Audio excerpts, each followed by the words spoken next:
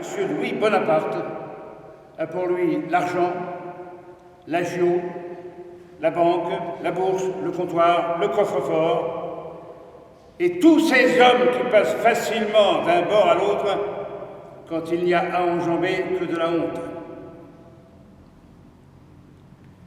Les historiographes du coup d'État ont raconté qu'un coup de feu contre les soldats était parti d'une fenêtre rue du Sentier.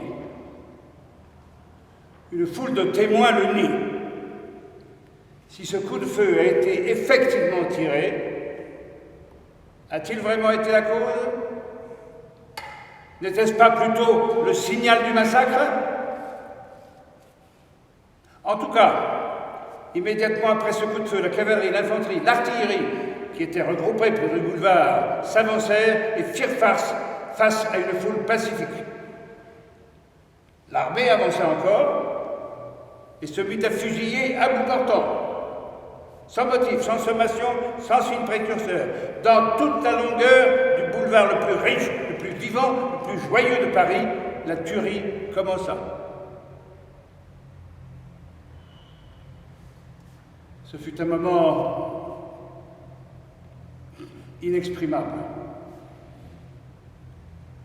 Les cris, la surprise, l'incrédulité, l'épouvante, la foule fuyant dans toutes les directions, un feu roulant n'épargnant personne. En une minute, les morts jonchaient la chaussée, des femmes en robe de velours, des jeunes gens le cigare à la bouche, deux libraires au seuil de leur boutique.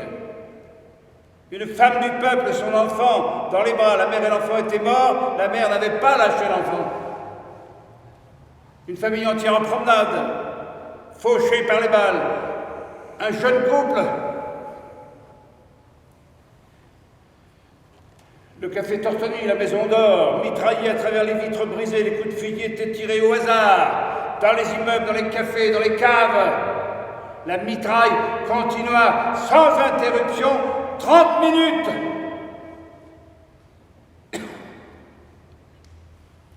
Il y avait des centaines de cadavres tombés les uns sur les autres sur le boulevard. Un ruisseau de sang coulait rue Richelieu. Les maisons étaient criblées de balles. Des canons chargés à mitraille avaient haché systématiquement les devantures du boulevard Bonne-Nouvelle. Une nappe de feu contre des badauds pacifiques. Pacifiques! Car il n'y avait là ni barricade, ni insurgés, ni rassemblement. Les mots ne peuvent rendre compte d'un pareil acte de barbarie. Entre l'entrée de la rue Montmartre et la Fontaine, on comptait 60 cadavres, hommes, femmes, enfants, jeunes filles, pêle-mêle. J'ai vu, moi qui écris ces lignes, touché de mes mains, aidé à déshabiller un petit enfant de 7 ans tué rue Dicton. Sa bouche semblait encore articuler « Maman !» Sa tête allait et venait d'une épaule à l'autre pendant qu'on lui ôtait ses vêtements. Dieu! J'ai vu un vieillard aux cheveux blancs mitraillé, étendu sur le pavé. Le ruisseau de la rue entraînait son sang.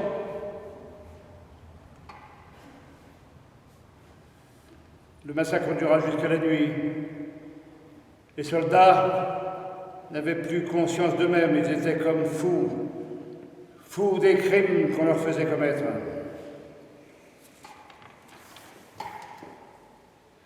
Moi qui écris ces lignes,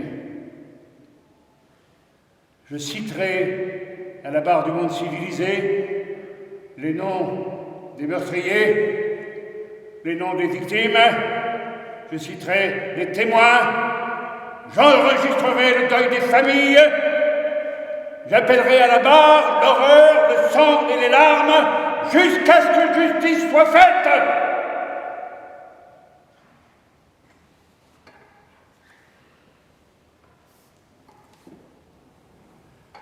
Les auteurs du coup d'État ne cherchèrent pas à cacher leurs crimes, au contraire.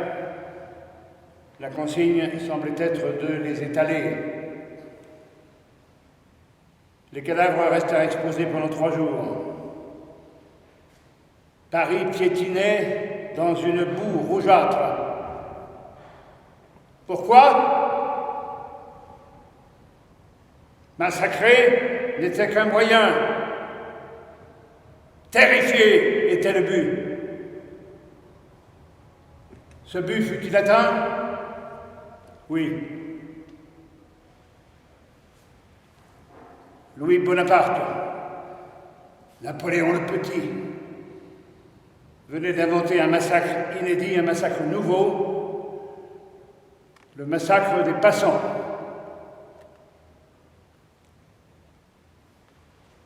Et c'est à Paris, que ce crime a été commis. À Paris, la ville de la liberté.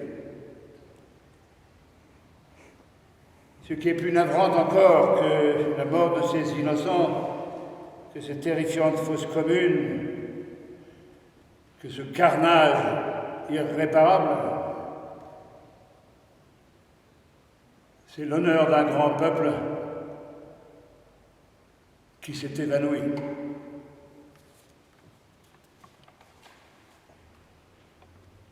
Horrible vie, horrible ville, enfin seul. On n'entend plus que le roulement de quelques fiacres attardés. Pendant quelques heures, je posséderai le silence, sinon le repos. Enfin, la tyrannie de la face humaine a disparu. Je ne souffrirai plus que par moi-même.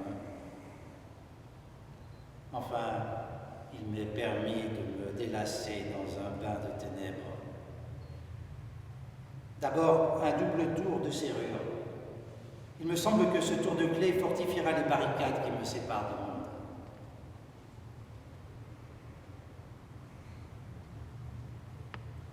Mécontent de tous et mécontent de moi, je voudrais me racheter dans le silence et la solitude de la nuit.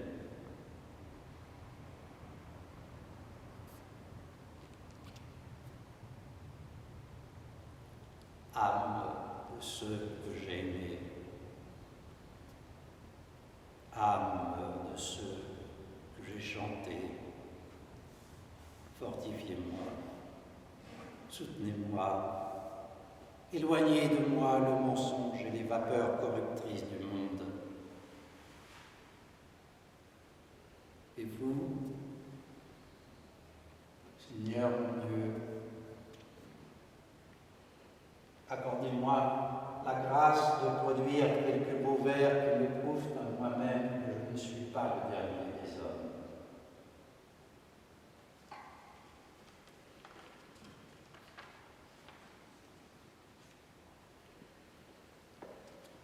Dans ma cervelle se promène ainsi qu'en son appartement un beau chat, fort, doux et charmant. Quand il miaule, on l'entend à peine tant son timbre est tendre et discret, mais que sa voix s'apaise ou gronde, elle est toujours riche et profonde. C'est là son charme et son secret. Cette voix qui perle et qui filtre dans mon fond le plus ténébreux me remplit comme un verre nombreux et me réjouit comme un filtre. De sa fourrure blonde et brune sort un parfum si doux qu'un soir j'en fus embaumé pour l'avoir caressé une fois, rien qu'une. C'est l'esprit familier du lieu. Il juge, il préside, il inspire toutes choses en son empire. Peut-être est-il fait. Est-il Dieu? Quand mes yeux vers ce chat que j'aime, tiré comme par un aimant, se retournent docilement et que je regarde en moi-même, je vois avec étonnement le feu de ses prunelles pâles, clairs fanaux, vivantes opales, qui me contemplent fixement.